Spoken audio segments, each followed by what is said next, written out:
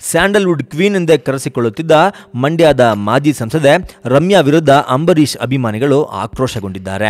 ಅಂಬರೀಶ್ಗೆ ಅಂತಿಮ ನಮನ ಸಲ್ಲಿಸಿದ ಅಂತ್ಯಕ್ರಿಯೆಯಲ್ಲಿ ಪಾಲ್ಗೊಳ್ಳದ ರಮ್ಯಾಗೆ ಮಂಡ್ಯ ಜನತೆ ಶ್ರದ್ಧಾಂಜಲಿಯನ್ನ ಅರ್ಪಿಸುವುದರ ಮೂಲಕ ತಮ್ಮ ಸಿಟ್ಟನ್ನ ಹೊರಹಾಕಿದ್ದಾರೆ. ರಾಜಕೀಯದಲ್ಲಿ ರಮ್ಯಾ ನೆಲೆಯೂರಲು ಮಂಡ್ಯ ಸಂಸದೆ ಆಗಲು ನೇರ ಕಾರಣ ಅಂಬರೀಶ್. ಇಂತಹ ಅಂಬರೀಶ್ ಇಹಲೋಕ ತ್ಯಜಿಸಿದಾಗ ಅವರ ಪಾರ್ಥಿವ ಶರೀರದ ಅಂತಿಮ ದರ್ಶನಕ್ಕೆ ರಮ್ಯಾ ಆಗಮಿಸಿರಲಿಲ್ಲ.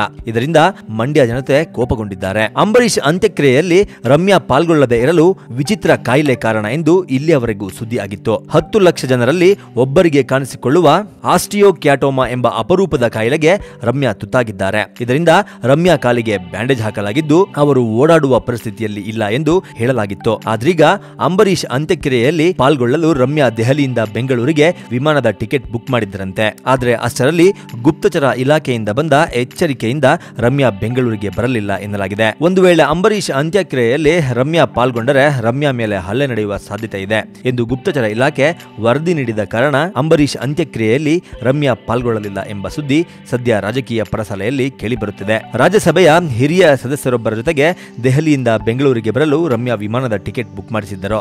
ಆದರೆ ಅಷ್ಟರಲ್ಲಿ ಗುಪ್ತಚರ ಇಲಾಖೆ ವರದಿ ಬಂದಿದ್ದರಿಂದ ಅಂಬರೀಶ್ ಅಂತ್ಯಕ್ರಿಯೆಯಲ್ಲಿ ಪಾಲ್ಗೊಳ್ಳಲು ರಮ್ಯಾ ಹಿಂದೇಟು ಹಾಕಿದ್ದರು ಎನ್ನಲಾಗಿದೆ. ಆಸ್ಟಿಯೋಕ್ಯಾಟೋಮಾ ಎಂಬ ಅಪರೂಪದ ಕಾಯಿಲೆಯಿಂದ ರಮ್ಯಾ ಬಳಲುತ್ತಿದ್ದಾರೆ. ಕಾಲು ನೋವು ಕಾಣಿಸಿಕೊಂಡ ಕೂಡಲೇ ಚಿಕಿತ್ಸೆ ಪಡೆದ ಪರಿಣಾಮ ರಮ್ಯಾ ಕಾಲು ಸದ್ಯ ಗೆಡ್ಡೆ ಹಾಗೂ ಕ್ಯಾನ್ಸರ್ನಿಂದ ಮುಕ್ತಿ ಪಡೆದಿದೆ. ಅಂಬರೀಶ್ ನಿಧನದ ಸುದ್ದಿ ಕೇಳಿದ ಮೇಲೆ ಟ್ವಿಟರ್ನಲ್ಲಿ ರಮ್ಯಾ ಸಂತಾಪವನ್ನ ಸೂಚಿಸಿದ್ದರು. ಅಂಬರೀಶ್ ಅಂಕಲ್ ಅಂತ ಪ್ರೀತಿಯಿಂದ ಕರೆಯುತ್ತಿದ್ದ ರಮ್ಯಾ ಅಂತ್ಯಕ್ರಿಯೆಯಲ್ಲಿ ಪಾಲ್ಗೊಳ್ಳುತ್ತಾರೆ ಅಂತಲೇ ಹಲವರು ಭಾವಿಸಿದ್ದರು.